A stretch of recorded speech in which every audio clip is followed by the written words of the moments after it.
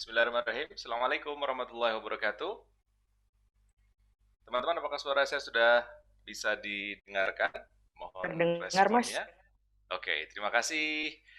Baik, Assalamualaikum warahmatullahi wabarakatuh. Sekali lagi selamat siang teman-teman. Apa kabar? Senang sekali saya Iqbal Faiz bisa bergabung siang hari ini di Race to Talk Business Model Culinary. Dan tadi kita sudah dengarkan Resto Kuben, keren banget lagunya, vokalnya keren lah pokoknya ya. Dan ini menambah suasana, menambah keasikan obrolan kita. Sudah ada dua narasumber yang tadi bergabung bersama kita semua. Yang pertama ada Mas Haidar dari Nasi Kulit Surga dan juga Mbak Nilam dari Kebab Baba Raffi. Boleh saya sedikit memberikan kesimpulan dari dua narasumber sebelumnya, teman-teman. Ternyata bisnis itu adalah sebuah proses yang sangat panjang. Kalau tadi Mbak Nilam mengatakan bisnis itu adalah lari maraton, bukan sprint ya. Dan dibutuhkan keluasan gitu ya dari dua narasumber tadi, dibutuhkan keluasan tapi tetap ketangguhan, kalau bahasa orang sekarang namanya agile gitu ya, supaya bisnis bisa bertahan, bisa berjalan, apalagi di masa-masa sulit seperti saat ini. Semua orang belum memprediksi, belum meramalkan apa yang akan terjadi, dan salah satu hal yang bisa kita lakukan menghadapi suasana ini adalah dengan berkolaborasi. Itu adalah benang merah dari obrolan Resto Kutok pada kesempatan hari ini.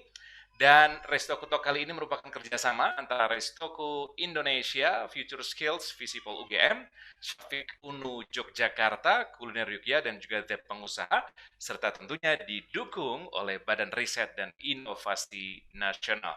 Baik, seperti yang sebelumnya teman-teman, Restoku Talk yang ketiga ini kita akan bagi menjadi dua sesi.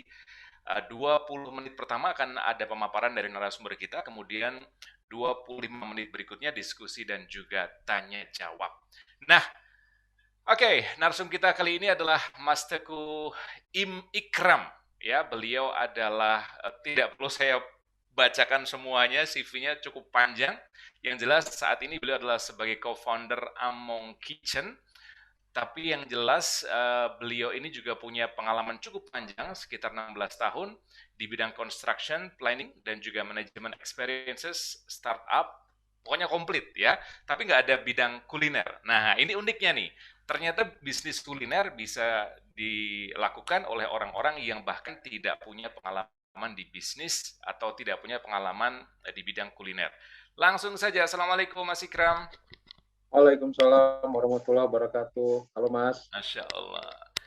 Halo, sehat ya Mas Ikram? Alhamdulillah sehat Mas Iqbal. Apa kabar? Alhamdulillah. Alhamdulillah, baik Mas, ini sudah ada 3.000 orang yang gabung. Ini siap menimba ilmu dari Mas Ikram, dan Halo Mas sebelumnya ada Raden. narasumber yang lain. Mas Ikram, sedikit soal apa namanya bisnis cloud, cloud resto ya Mas ya, cloud kitchen atau Cloud ghost Kitchen, kitchen. Cloud Resto. Ini macam-macam sebutannya ya. Kalau dulu saya akrabnya dengan ghost kitchen. Sekarang ini namanya cloud kitchen gitu ya Mas ya. Nah, sebetulnya sebelum mulai ini Mas, sebelum Mas Ikram menjelaskan lebih lanjut, apa sih sebetulnya dasar dari bisnis ini, Mas Ikram? Ya, terima kasih Mas Raden. Jadi Cloud Kitchen itu hadir memang sebenarnya sudah populernya sekitar 3 tahun inilah, 3 tahun. Sebelum pandemi dia sudah mulai populer, lebih populer lagi setelah pandemi. Tapi memang nanti ada di presentasinya, cuman intinya dia memang hadir sebagai disrupsi ya, pemberontakan atau bisa perubahan atas standarisasi yang sudah ada sekarang ini.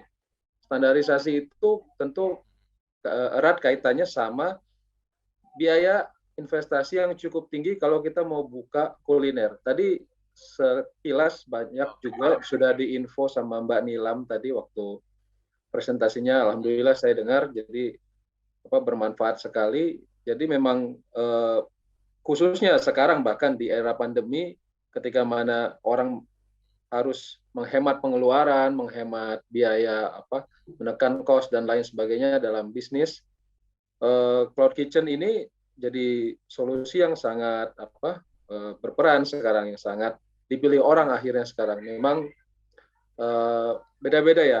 Ada bisnis yang banyak surut selama pandemi ini yang memang tidak ada orang yang expect akan ternyata seperti ini ya, sampai efeknya jauh sekali gitu dalam hampir 1-2 tahun ini sampai seperti itu efeknya, sehingga ketika terjadi perubahan yang luar biasa, banyak yang nggak siap. Tapi ada justru bisnis-bisnis yang malah semakin berkembang selama masa pandemi ini, karena memang ada perubahan, ada pemaksaan akselerasi orang dari tadinya tatap muka, offline, datang langsung, sehingga harus melakukan semua secara online. Nah, di sini imbasnya, salah satu imbas positifnya adalah di Cloud Kitchen ini, itu Mas. Ya, sedikit Mas, sebetulnya Cloud Kitchen ini ramalannya berapa tahun ke depan sih? Sorry, gimana? Kalau nggak ada pandemi, kira-kira Cloud Kitchen ini akan boom kira-kira berapa tahun ke depan ramalannya? Sebenarnya sih udah boom Mas, gitu. Jadi teman-teman juga bisa search gitu, bahkan di yang paling gampang di Instagram lah ya, atau di Google search. Search aja di Cloud Kitchen di Indonesia, sudah banyak sekali brand Cloud Kitchen ini gitu. Macam-macam ya. Jadi basically Cloud Kitchen ini erat kaitannya sama properti lah ya. Karena kan penyediaan tempat gitu juga kan. Nah, kayak tadi Mbak Nilam bilang juga bahkan rumah pun bisa gitu. Rumah pun bisa jadi Cloud Kitchen sekarang. Tapi pasti ya harus ada dasar-dasarnya, kenapa dia layak, kenapa dia cocok, baik tentunya secara data lah ya gitu. Cuman intinya memang sudah booming sih Mas sekarang gitu.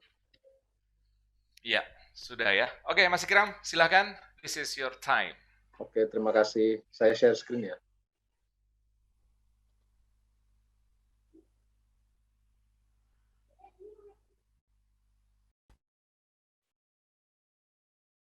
Ya, terima kasih. Assalamualaikum warahmatullahi wabarakatuh, teman-teman semuanya. Senang sekali hadir di sini untuk menjelaskan secara garis besar apa sih bisnis Cloud Kitchen itu, dan bagaimana sih bisa efeknya berimbas positif terhadap bisnis kuliner khususnya gitu.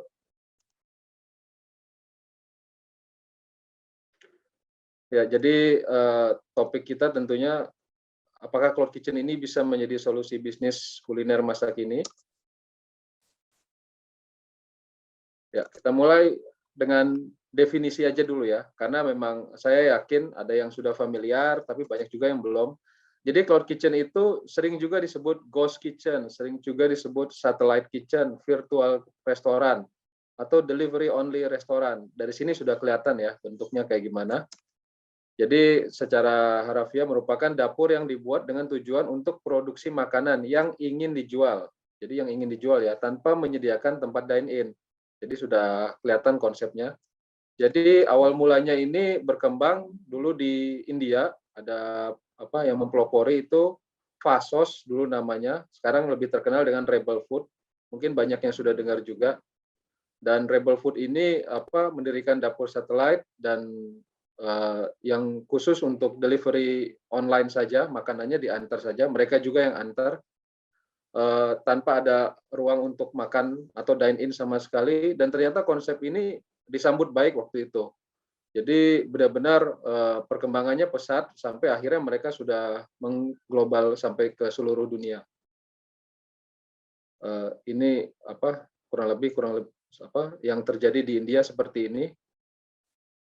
Dan intinya sih yang saya ketahui juga, Rebel Food ini kenapa akhirnya mereka mengganti nama menjadi Rebel Food, ya karena memang bisnis modelnya itu pemberontakan. Maksudnya di sini adalah mereka benar-benar mendistrupsi, mengubah paradigma bisnis restoran yang memang high cost, high investment cost, dan sangat bergantung pada lokasi, menjadi memang bisa sharing ekonomi dan bahkan bisa low cost. Fokusnya tetap harus dan tetap mungkin 99% atau 90% ke delivery online food, bahkan 100% ya. Dan keuntungannya adalah dia bisa multiple, bisa banyak brand bergabung. Beberapa Cloud Kitchen juga bahkan sudah membuat private brand sendiri. Di Indonesia ada Cloud Kitchen yang mengembangkan private brand sendiri. Kalau memang boleh sebut brand di sini, contohnya Hungry. Hungry itu dia semuanya private brand dia sendiri, dan memang cukup responnya cukup baik dan sudah menanjak ya sekarang. Itu kurang lebih definisinya. Jadi intinya sih fokusnya di online dan memang akan menjadi dapur bersama. Untuk outlook market sendiri, potensial bisnis kuliner di Indonesia. Tahun lalu itu nilainya sekitar hampir 2 billion US dollar, 27,5 triliun rupiah dengan kurs 14.500 dengan active user itu 35,8 juta orang. Dan pada saat itu rata-rata proporsi orderan untuk online food itu sendiri sampai $5 atau 72.000, which is besar ya ini. 72.000 sekali orderan itu average-nya, itu sangat besar. Berarti sangat potensial. Dan diperkirakan di akhir tahun ini saja itu akan meningkat sekitar 26%, which is akan menjadi ke 35 triliun rupiah dengan user aktif lebih dari 43 juta user. Is sangat besar potensial growth-nya. Nah, kita datang ke problem.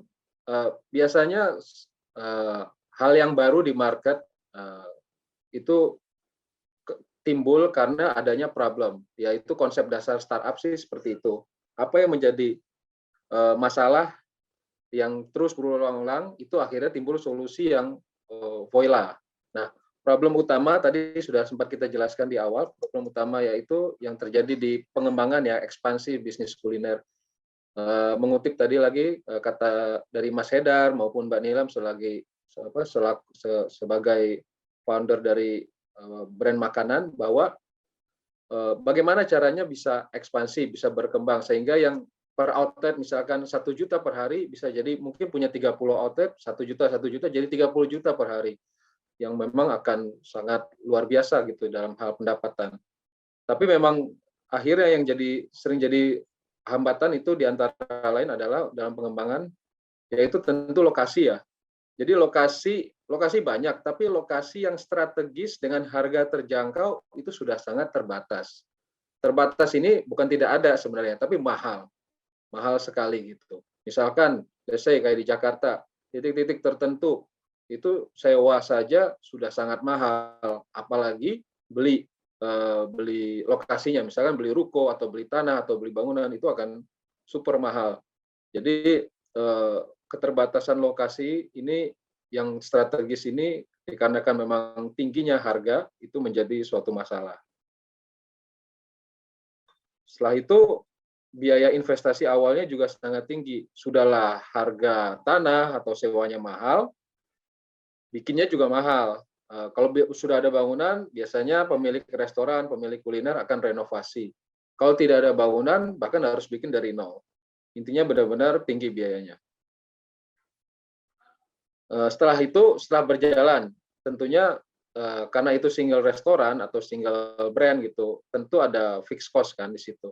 Fixed cost-nya juga akan lumayan lah, bisa dibilang cukup lumayan tinggi. Karena dari depan sampai belakang, sudah pasti SDM harus diisi. Mulai dari misalkan security atau penerima tamu, kemudian tim operasional di dalam sampai back office, ada admin, ada accounting, dan lain sebagainya. Sehingga lumayan lah dari SDM aja, belum dari fixed cost lainnya seperti listrik, air, internet, dan lain-lain. Nah, ini juga yang jadi yang di zaman sekarang ya, yang penting, sangat penting, itu data. Kalau mau ngembangin, kalau mau expand, tentunya akan lebih empiris bila secara datanya itu benar-benar reliable. Jadi lokasi A, misalkan kita mau mau melakukan ekspansi di situ, data penjualannya seperti apa, terutama penjualan online, habit masyarakatnya seperti apa. Nah, akses terhadap data-data seperti ini tentunya tidak semua orang punya.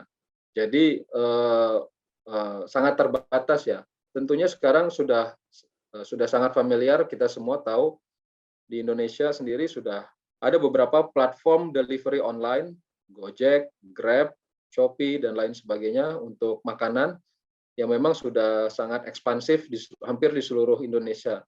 Dan platform-platform besar itu punya data yang sangat lengkap, dan akses mendapatkan data itu tentu tidak semua orang bisa. Jadi ini bisa menjadi suatu masalah juga. Karena begitu ada data akan lebih eksak lah kalau kita punya dasarnya lebih jelas lah. Oh, kita mau buka lokasi ini, bisa karena historical. Misalkan di Jakarta, oh lokasi Tebet itu memang ramai, banyak daerah kuliner itu. Oke, itu secara historical. Tapi bagaimana ternyata ada daerah lain di Jakarta yang secara visual itu kelihatan sepi sebenarnya, tapi ternyata data penjualan online-nya tuh sangat bagus. Nah, data-data kayak gitu tuh tidak semua orang bisa mendapatkan dan memang hanya terbatas lah gitu. Tentunya kita beberapa cloud kitchen bisa berkolaborasi, bisa mendapatkan data itu sehingga kita punya dasar yang cukup jelas kayak gitu untuk mengembangkan ekspansi cabang. Nah, ini beberapa problem yang sering terjadi kalau kita mau ekspansi dalam bisnis kuliner. Nah, solusinya sekarang apa? Tentu dari problem-problem itu solusinya apa? Solusinya ya itulah akhirnya timbul konsep cloud kitchen ini. Cloud kitchen itu sendiri secara lokasi pasti akan mengambil lokasi-lokasi yang cukup strategis. Tentunya kita akan investasi pasti di situ. Cloud kitchen akan investasi di lokasi-lokasi yang cukup strategis. Dasarnya apa? Nanti ada lanjutannya. Kemudian initial investment. Brand tidak perlu lagi berinvestasi. Brand tidak perlu lagi berinvestasi untuk membangun dari nol, untuk merenovasi. Istilah katanya hanya datang, bawa alat masakan, dah bisa jualan. Sederhana itu sekarang kayak gitu. Fixed cost juga yang tadinya tinggi bisa ditekan jadi sangat terbatas. Manpower hiring akan sangat berkurang karena basically hanya akan menyediakan orang untuk masaknya aja, bisa sangat sedikit bahkan orangnya gitu. Sementara manajemen lainnya akan dilakukan oleh si cloud kitchen tersebut. Nah, data. Nah, terkait lokasi itu juga kaitannya juga dengan data tadi. Jadi untuk mendapatkan data terkait pengembangan bisnis kuliner, beberapa cloud kitchen mempunyai akses untuk tersebut ya. Jadi memang tidak semua orang punya. Pun karena sudah punya, biasanya juga karena sudah punya beberapa cabang, kita juga sudah punya data terkait penjualan gimana dan habit masyarakat di situ seperti apa. Itu sudah ada. Jadi ada suatu keuntungan dengan kita bergabung dengan cloud kitchen adalah karena memang punya data yang real. Nah, sebagai tambahan, marketing strategi ya. Jadi tentunya strategi marketing sekarang sangat variatif. Digital marketing itu sangat berkembang pesat, dan dengan bergabung dengan cloud kitchen, share yang bisa didapatkan apabila menjadi customer loyal di situ. Jadi ini menjadi suatu potensi pendapatan kita. Lebih kepada si cloud kitchen-nya sendiri. Tapi untuk brand merchant yang bergabung dengan cloud kitchen tadi sudah dijelaskan di atas keuntungannya apa saja waktu di bagian solusi tadi. Kemudian teknologi. Nah, teknologi ini juga untuk kedua belah pihak. Jadi optimalisasi teknologi untuk intinya semua is about increasing the sales lah gitu. Jadi sekarang sudah pasti sudah ada app base. Ada beberapa cloud kitchen juga yang sudah mengoptimalkan application base. Jadi saya dari Among Kitchen juga akan segera melakukan itu. Termasuk kita juga akan melakukan contohnya QR menu untuk customer dimanapun bisa pesan. Jadi direct to Among Kitchen. Sehingga tentunya lebih hemat secara ongkir buat customer, tapi buat brand makanan sendiri mungkin lebih happy karena secara komisi tidak ada atau lebih rendah. Karena kan kalau ketika kita melewati platform online seperti GoFood atau GrabFood, kita kan bisa terkena komisi kan kalau kita order dari situ. Jadi sekian persen dari pendapatan brand makanan adalah buat si platform online. Nah, itu bisa lebih hemat kalau direct. Jadi teknologi ini sangat menjadi nilai tambah. Dan tentunya tadi seperti yang sudah disebutkan di bagian solusi tadi, facility management. Jadi brand makanan hanya jualan aja di situ, tidak perlu memanage macam-macam lagi. Mereka fokus jualan aja, fokus meningkatkan pendapatan dari jualan. Sementara soal kebersihan, ngatur driver, keamanan, dan lain-lain, dan monitoring, evaluation, itu akan menjadi service yang diberikan oleh Cloud Kitchen. Kalau saya bisa meminjam istilah dari pemerintahan ya, pelayanan terpadu satu pintu, itu sudah di Cloud Kitchen semua. Oke, ini untuk nilai tambah. Ya, ini perbandingan komersial number aja antara kita mengoperasionalkan restoran sendiri, dan saya ngambil Among Kitchen karena ya Cloud Kitchen kami. Tapi basically seperti inilah kurang lebih. Jadi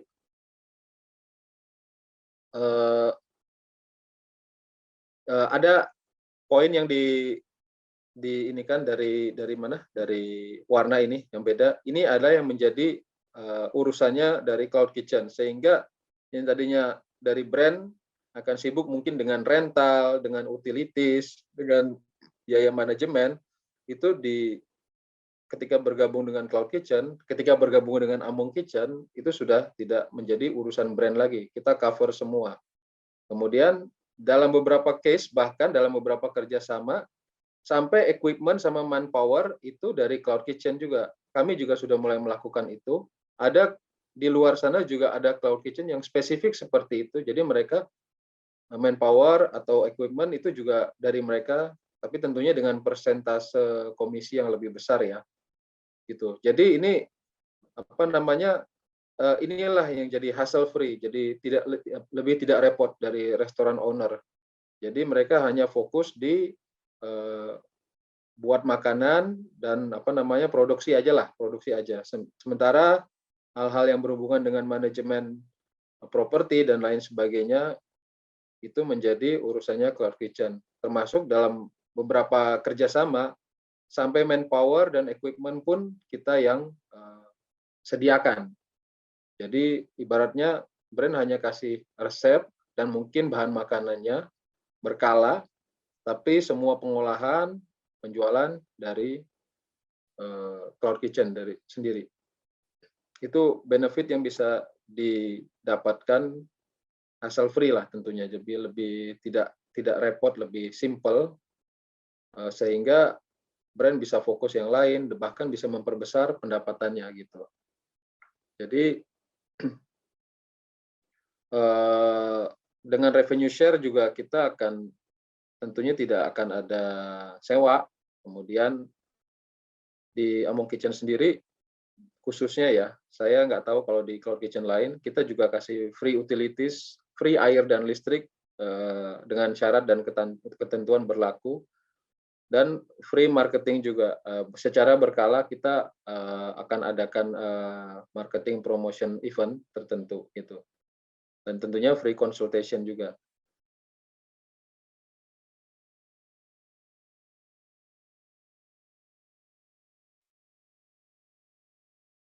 Jadi kesimpulan yang lebih simpel untuk mitra kuliner, untuk brand partner, untuk brand makanan, Cloud Kitchen ini adalah memang bukan future lagi, bahkan sekarang sudah banyak yang memilih opsi ini untuk ekspansi, karena memang saat ini adalah solusi terbaik, khususnya kita semua dipaksa untuk lebih ke online minded ya sekarang, karena kan contactless gitu. Walaupun sekarang mungkin alhamdulillah dan semoga seperti ini terus ya, angka COVID itu terus menurun, aktivitas temu muka sudah mulai pulih kembali, tapi ada kebiasaan-kebiasaan yang tidak akan berubah ke depannya dan akan semakin besar mungkin angkanya, yaitu adalah kebiasaan memesan secara online. Dari sebelum pandemik pun hal itu sudah grafiknya tiap tahun meningkat, khususnya setelah pandemik akan lebih meningkat.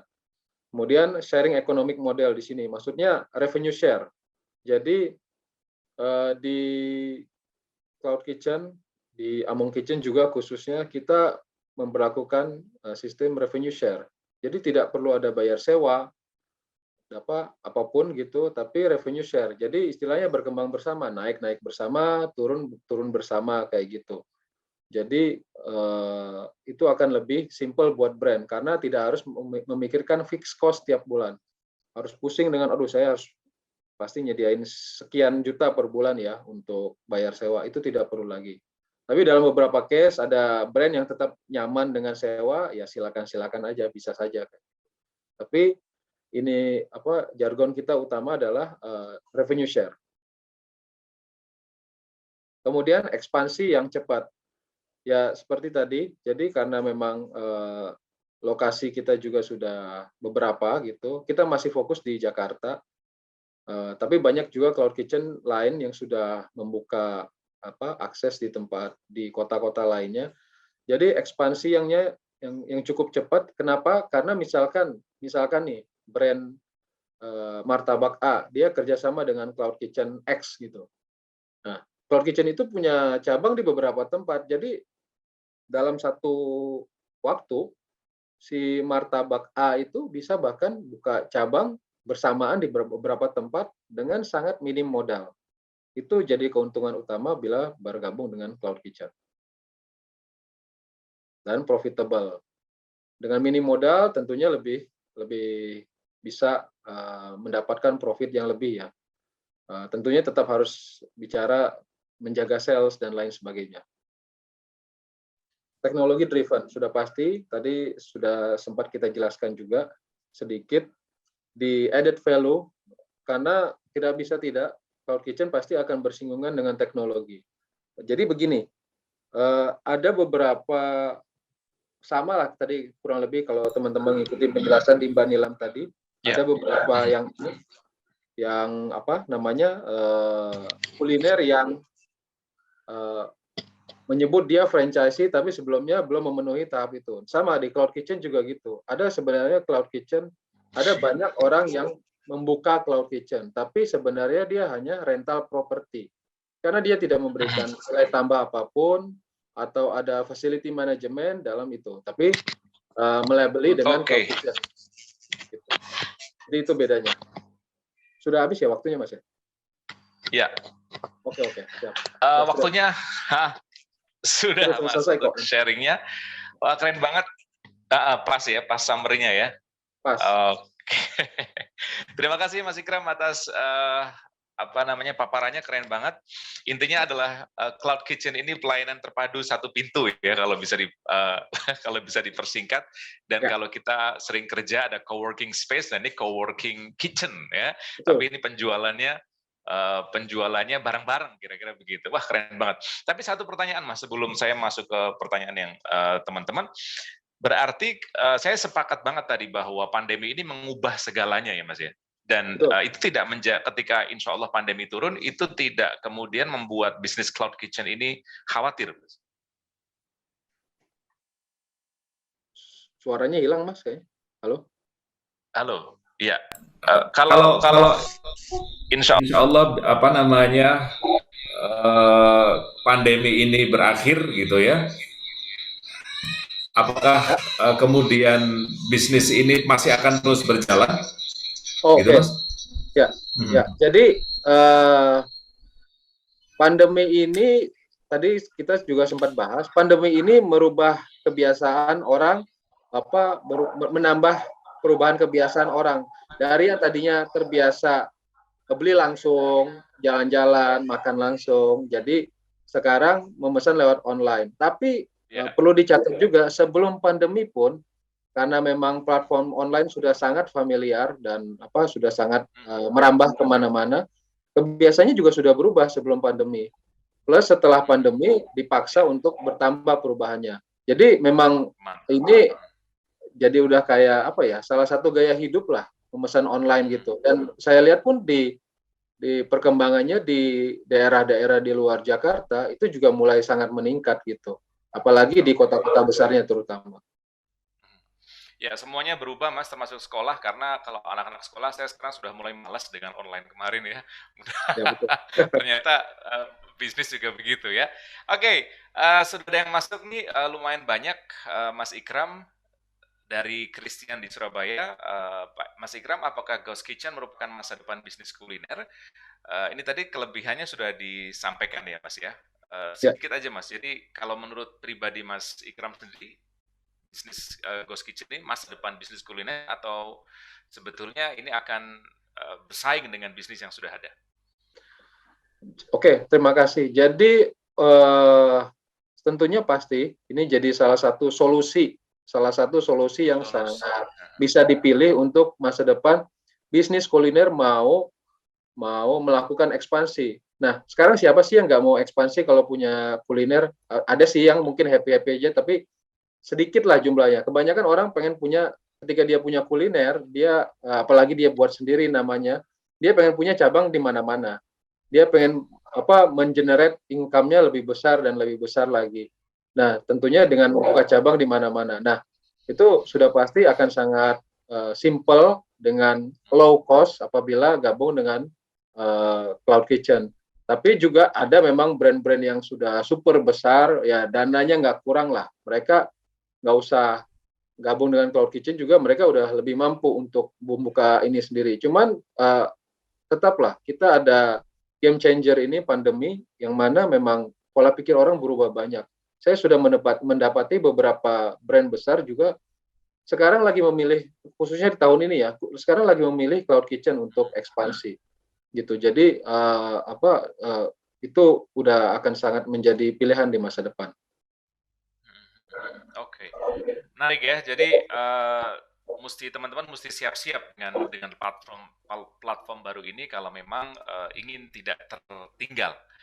Oke, dari Raden, aktif-aktif nih teman-teman ya. Selamat siang Mas Ikram. Cloud Kitchen sendiri apakah ketika kita pesan makanan dan dikirim ada biaya kirim atau tidak? Kalau ada biaya kirimnya, apa yang membedakan dengan platform yang sedang ramai sekarang ini seperti GoFood, GrabFood, Mas? Oke, terima kasih. Jadi kita bisa pesan dua. Kita bisa pesan langsung. Biasanya kan memang platform online. Tentunya kita ada beberapa platform online kan. Kita cenderung kalau teman-teman tuh kalau mau pesan pasti langsung ke brandnya, ke makanannya kayak gitu kan. Langsung buka makanannya. Nah itu kan memang tidak otomatis ya prosedur yang berlaku prosedur standar kan. Langsung cuman komisi harga kirim dari platform online-nya dan sebagainya. Tapi ada beberapa cloud kitchen termasuk kami yang mungkin di cabang kedua kami akan mencoba sistem ini. Jadi kita mengembangkan ini kita sendiri, platform kita sendiri dan QR menu kita sendiri yang mana teman-teman bisa langsung direct memesan dari situ. Misalkan kerjanya dekat dengan lokasi kita punya cloud kitchen sehingga dia oke deh coba saya pesan dari platformnya Among Kitchen gitu. Tetap akan ada ongkos kirim, tapi bisa dipastikan karena radiusnya kecil, kita akan bermain tentunya radius kecil dahulu, karena kita tidak akan bisa, atau bukan nggak boleh bilang tidak bisa ya, tapi tidak akan untuk sekarang ini compete lah dengan Gojek dan Grab, dengan Shopee yang memang sudah sangat besar resource-nya di mana-mana. Kita akan mulai dengan radius kecil kita dulu untuk membangun loyal base customer. Ya bisa dipastikan karena radiusnya kecil kan dekat kan ongkirnya jauh lebih hemat. Dan kita bisa juga bahkan gratis kalau memang itu sangat dekat karena kan ya practically kita nggak ngeluarin apapun gitu. Jadi itu sih kelebihannya akan lebih murah. Oke. Ada lanjutannya dari Khafido. Seumpama saya ingin bergabung dengan Cloud Kitchen, platform apakah yang bisa saya gunakan untuk mencari tahu lokasi yang udah ready? Ini agak teknis nih, Mas. Oke, kalau biasanya kan paling kontak lewat Instagram kan akan ada yang menjawab di situ. Kalau misalkan di kami di Among Kitchen gitu, tapi saya lihat juga rata-rata seperti itulah. Semua melakukan kontak media Instagram, nanti kita bisa tanya jawab di situ sih. Jadi misalkan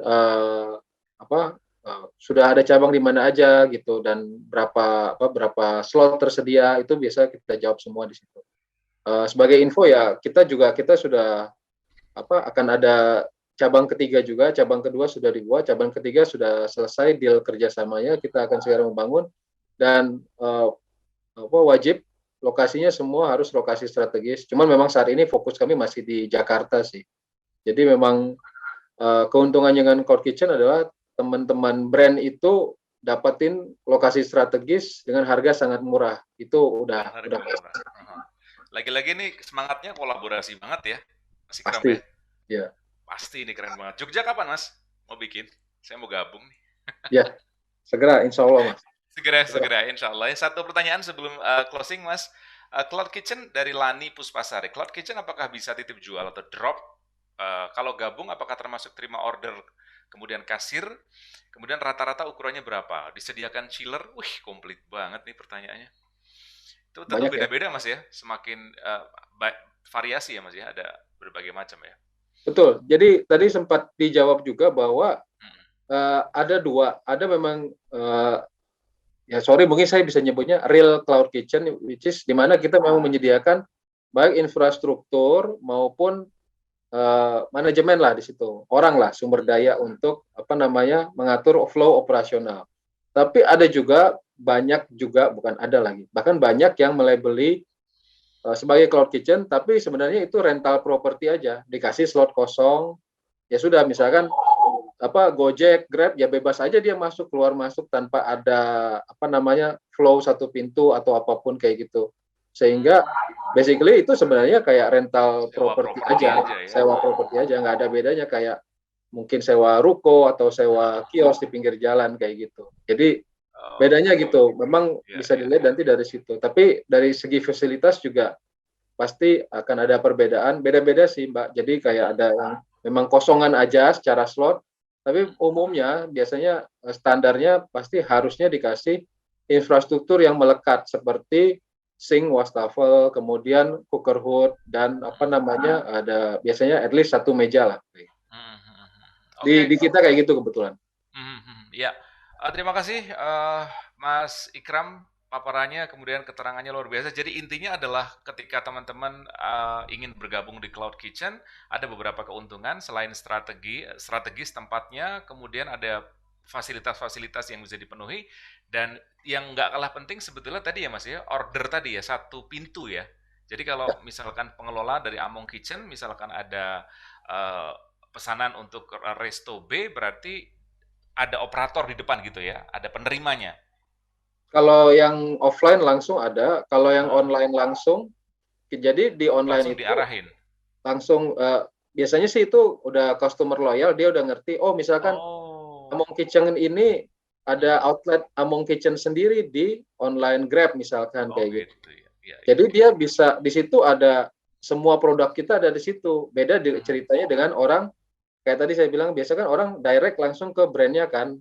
Ya. Lokasi terdekat ya udah misalkan di Among Kitchen ya udah brand itu di Among Kitchen. Tapi misalkan ada acara nih di rumah macam-macam mau ordernya. Nah di Among Kitchen tuh ada beberapa brand dan dia bisa order ke outletnya Among Kitchen. Di situ ada brand A, B, C, bestsellernya kita masukin semua di situ. Jadi dia bisa ngorder dengan satu ongkos kirim. Berarti kalau ada acara kawinan, Among Kitchen bisa buka gerai itu di situ. Banyak nanti ya. Sangat bisa. Ya. Kayak dapur umum nanti ya Mas. Itu bisnis sampingan juga sih. Bisnis sampingan ya. Jadinya. Ya. Oke Mas Ikram, sukses buat Among Kitchen. Salam buat keluarga. Mudah-mudahan jadi inspirasi buat kita semua. Ya Mas ya. Thank you.